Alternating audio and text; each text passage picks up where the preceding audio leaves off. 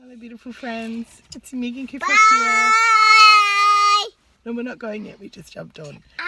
And I really just wanted to jump on with you today to share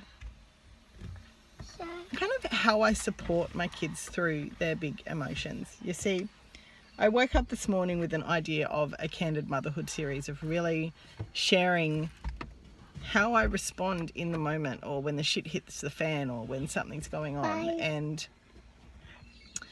it's no coincidence that not 10 minutes later I was presented with an opportunity to be able to do that. We were in the car getting ready for school, and my little guy wouldn't hop in his seat, as he so often doesn't. And my daughter started to get quite frustrated, and to the point where she raised her voice at him. And what I would have done in the past is I would have come in and I would have reacted with anger, because that would have triggered something in me from my childhood. And so instead, I calmly got my boy in his seat, my little toddler in his seat, and then I sat with my daughter talking to her and asking some questions around what was currently going on in her body, what was there for her, and she wouldn't look at me, so I asked her to look at me. And being able to see her eyes and to see me looking at her and giving her presence, I know with my kids, because I'm like when people talk to me, they can feel my heart, and because my heart was open in that moment, she could feel that.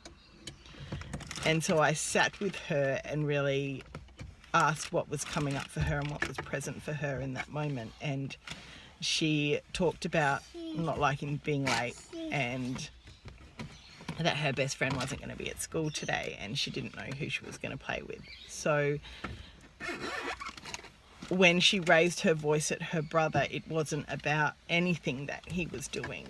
It was about her feeling like she would have no one to play with, and that fear of coming up, of having to walk into the classroom when everyone is already there and they all turn around and look at you. I remember that from school. And so it meant that we sat in the car for 5 minutes while I got to talk to my beautiful daughter and really support her through what she was going through. And I think as parents, we can so often be worried that we're going to be late or that we're not going to be somewhere. And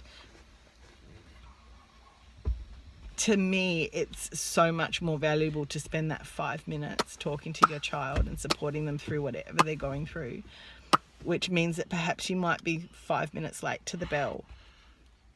And it means that it's going to save them something which may have created a trauma in their body later on in life.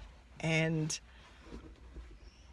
it's the little things. It's the little things that add up to huge things. And I think as parents, we can often forget that. We think that it's these great big moments, when it's not. It's the things that we do every day that add up. And so it was beautiful because we got to school, and then her other little friend, who she's been having some challenges with, was there, and they got casual dress today, and her other little friend wore her uniform, and so she was upset. So my daughter got out of the car and was able to support her beautiful friend through what she was going through, and they walked into school together. And so I think the message that I have for you today is to really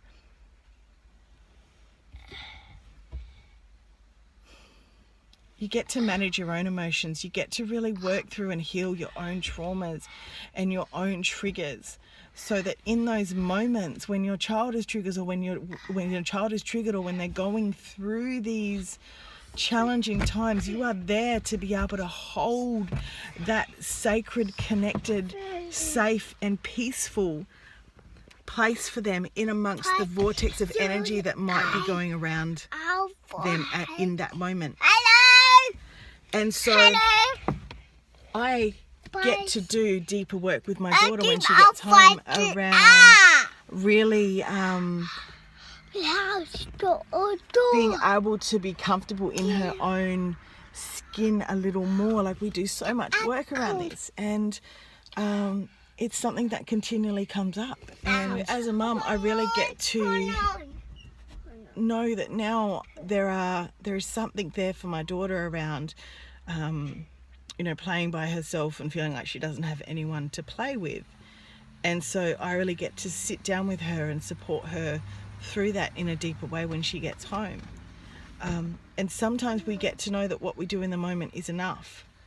And this isn't about beating yourself up about, you know, not being there for them in the past or losing your shit in the past, because I've done that so many times. I'm not a perfect mum. And I put in the work, and I put in the daily work of honouring my own traumas and honouring my own triggers and supporting myself and leaning in and asking for support and meditating and making sure that I have space for me so I can be the most extraordinary mum that I get to be in this moment for my beautiful kids. And that's all it's about. And so knowing that it's an evolution, it's a growth, it's a journey that we really get to be on. And it's not about beat up. It's about recognizing that in moments when you do react or you do lose your shit, that you come back to vulnerability with your kids and recognize that you're both learning together, and that you get to honor that learning, and that you don't have all the answers, and be vulnerable in that moment, because that is one of the most healing things that you can do. So let me know if this is supportive, if this has helped you in any way, and if you have an incredible day. I have to go change a poo. Mum life. And I'll talk to you soon.